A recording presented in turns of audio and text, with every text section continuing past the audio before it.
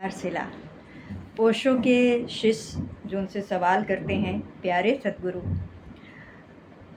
अपने जीवन में मैंने प्राय उन चीज़ों से संघर्ष किया है और उनसे तब तक लड़ता रहा हूँ जब तक कि व्यर्थता के एक ऐसे बिंदु पर नहीं पहुँच गया जहाँ फिर भी कुछ भी करने के लिए शेष रह ही नहीं जाता, बल्कि स्वयं पर कहे लगाना ही रह जाता है।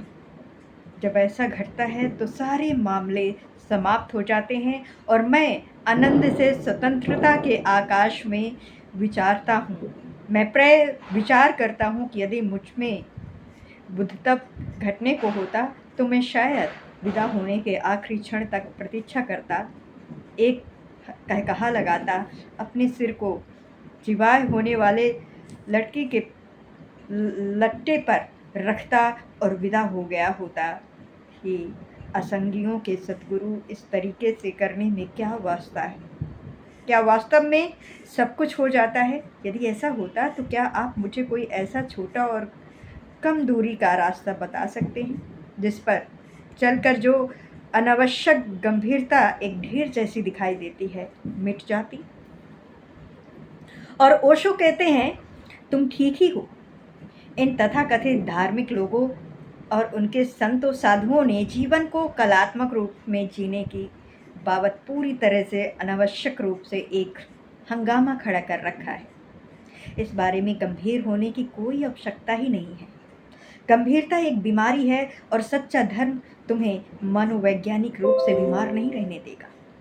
वो चाहेगा कि तुम शारीरिक और मानसिक दोनों ही रूपों से स्वस्थ हो, क्योंकि केवल एक स्वस्थ शरीर और एक स्वस्थ मन ही एक स्वस्थ आत्मा का अधिक सरलता से अनुभव किया जा सकता है। बस स्वस्थ की परिभाषा को ठीक से शायद रखो, ठीक से याद रखो। जब तुम्हें अपने शरीर का बोध या अनुभव ना हो, समझना तुम्हारा शरीर स्वस्थ है। जब तुम्हें सिर दर्द होता है तो तुम केवल अपने सिर के को होने का ही अनुभव करते हो। जब तुम्हें सिर दर्द नहीं होता तो तुम्हारे पास जैसे सिर जैसा कुछ होता ही नहीं, वो बहुत हल्का हो जाता है। उन्मुक्त हंस की दिव्यता है। आगे कहते हैं कि उसमें कोई भार होता ही नहीं है। जब तुम्हारे पैरों में तकलीफ होती है तो बस पैर ही रहते हैं तुम्हारे पास। जब वे तकलीफ या दर्द नहीं देते तो वे वैसे ही होते ही नहीं हैं।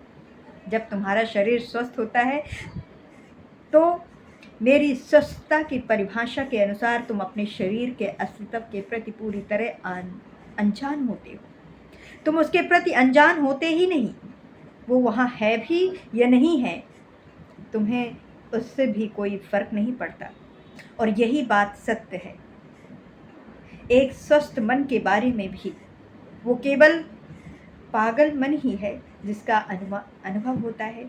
जब मन समझदार और शांत होता है, उसके होने का अनुभव होता ही नहीं है। जब शरीर और मन दोनों ही स्थिर होते हैं, तुम्हारी आत्मा का अनुभव भी आसानी से तुम्हारे हंस और कहकहे से अलग होता है, तुम्हारे कहकहे से अलग हो जाता है। यहाँ गंभीर होने की कोई ज़रूरत ही नहीं है। विशेष रूप से यहाँ पर मेरे साथ हंस ही मार्ग है और गंभीरता की व्यवस्था। वहाँ ऐसी कोई स्थिति होती है जिनमें कोई भी व्यक्ति गंभीरता का अनुभव करता है, लेकिन यदि कोई पर्याप्त सजग है तो वो चाहे उस स्थिति में भी हंस सकता है। तब हंस एक बहुत बड़ी सहायक विधि है और एक महान रसायन बन जाती है तुम्हें रूपांतरित करने के लिए। ये तुम्हें रूपांतरित करने के लिए एक बहुत बड़ा उपयोगी है। हाइमामी गोल्डबर्ग जब अपने डॉक्टर के पास पहुंचता है तो वो उसकी फीस चुकाने की बाबत सोचकर ही परेशान हो रहा था। उसे देखकर डॉक्टर ने उससे कहा, मिश्रण पूर्ण हो जाओ। उसने उससे कहा, विश्राम पूर्ण हो जाओ। ठीक 2 सप्ताह पहले ही तुम्हारे जैसा ही परेशान एक और सज्जन मेरे पास आए थे, जो इसीलिए परेशान थे क्योंकि वे अपने दर्जी के बिलों का भुगतान नहीं कर पा रहे थे। मैंने उनसे कहा कि वे उन बिलों के बारे में भूल ही जाएं, और तब से वे बहुत अच्छा अनुभव कर रहे हैं। गोल्डबर्ग ने कहा, मैं जानता हूँ, मैं ही तो उनका दर्जी हूँ। अब ऐसी ही स्थितियाँ होती हैं, लेकिन यदि तुम थोड़े से भी सजग हो तो भले ही हाइमी गोल्डनबर्ग जैसी ही तुम्हारी भी स्थिति हो, तुम तब भी हंस सकते हो। बड़ी अजीब बात है। इसी डॉक्टर ने मेरे ग्रेग को सुझाव दिया, धन अदा करने के बारे में भूल ही जाओ, और वो बहुत अच्छा अनुभव कर रहा है। लेकिन ऐसी स्थिति, ऐसी हास्यास्पद और बेतुकी स्थिति तुम हर कहीं पाओगे। जीवन ऐसी ही स्थितियों से भरा पड़ा है। एक व्यक्ति आखिर बस में अपने साथ एक दर्जन बच्चों को लिए हुए चढ़ गया। एक छोटे कद की वृद्ध महिला ने उससे पूछा, क्या सभी बच्चे आपके ही हैं? उस व्यक्ति ने क्रोधित होकर के उत्तर दिया, जी नहीं, मैं गर्भ निरोधक दवाएं बचाने वाला सेल्समैन, और ये सभी बच्चे शिकायत हैं। अपने चारों ओर देखो, तुम सभी तरह की स्थितियां पाओगे।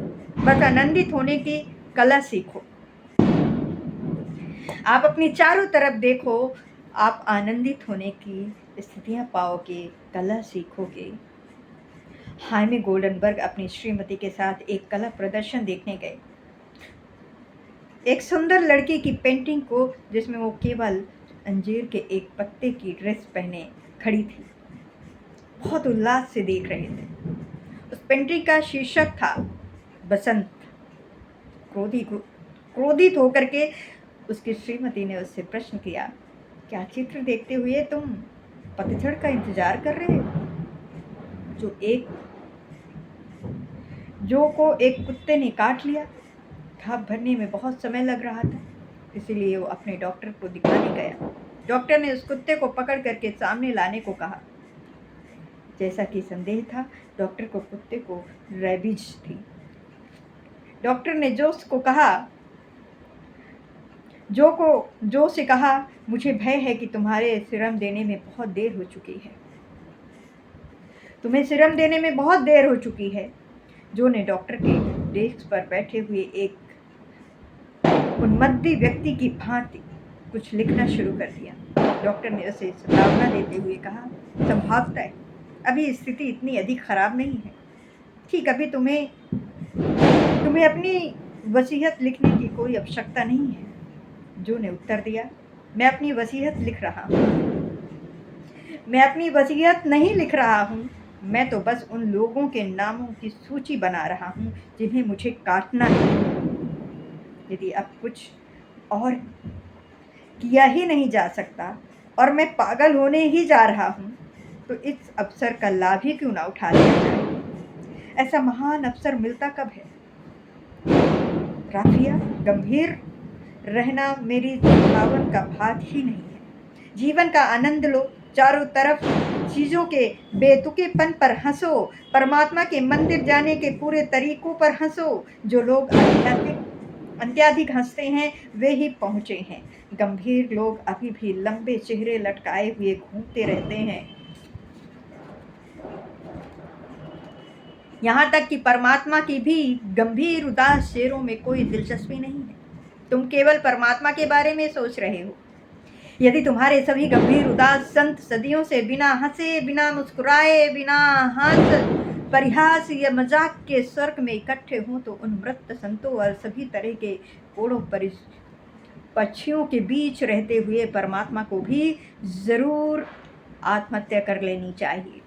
क्योंकि फिर भी धर्मशास्त्र की एक महान समस्या उठ खड़ी होगी कि मनुष्य को बनाने के बाद फिर परमात्मा ने कभी कोई नया सृजन क्यों नहीं किया। और मध्यकाल में महान धर्मशास्त्रियों ने, विशेष रूप से ईसाई धर्मशास्त्रियों ने इस एक ही प्रश्न पर कि मनुष्य को बनाने के बाद फिर परमात्मा ने कोई नया सृजन क्यों नहीं किया, एक के बाद एक अनेक साहित्य कृतियों की रचना की। इस बारे में मेरा सीधा सरल उत्तर है कि मनुष्य को बनाने के बाद उसे अपनी गलती का एहसास हुआ। यूं हर चीज़ ठीक चल रही थी, लेकिन मनुष्य के साथ हर चीज़ गलत और गंभीर थी। बदमिजाज लोगों की शिकायतें, सभी तरह की लड़ाइयाँ और युद्ध। और परमात्मा ने महसूस किया होगा, यदि मनुष्य को बनाने से पूर्व ही मैंने सृजन करना बंद कर दिया होता तो ये अस्तित्व बिना किसी बाधा के कहीं और अधिक शांत और मौन होता। लेकिन अब तो ये हाथों से बाहर की बात हो गई। तब से उन महाशय परमात्मा के बारे में कुछ भी नहीं सुना गया। शायद भी कुछ दिनों, कुछ महीनों अथवा कुछ वर्षों या अधिक से अधिक कुछ सदियों तक जीवित रहे हों, जब तक कि स्वर्ग में संतों का आना शुरू हुआ हो। भूल से सने उनके उदास गंभीर चेहरों को देख करके इस लज्जा का अनुभव करते हुए कि ये लोग मेरे द्वारा ही बनाए गए हैं, उसने जरूर आत्महत्या कर ली होगी। तुम्हें गंभीर संत बनने की जरूरत नहीं है। तुम्हें एक हंसता मुस्कुराता हुआ कलाकार बनना है, हंसता हुआ संगीतज्ञ बनना है अथवा बनना है। प्रमुदित नाचता हुआ एक नर्तक वही करो जो तुम्हें करने जैसा लगे। लेकिन ये कभी मत भूलो कि हंस मनुष्य के गुणों में सबसे अधिक सारभूत गुण है, जो मनुष्य को विकसित करता हुआ उसे दिव्य बना देता है।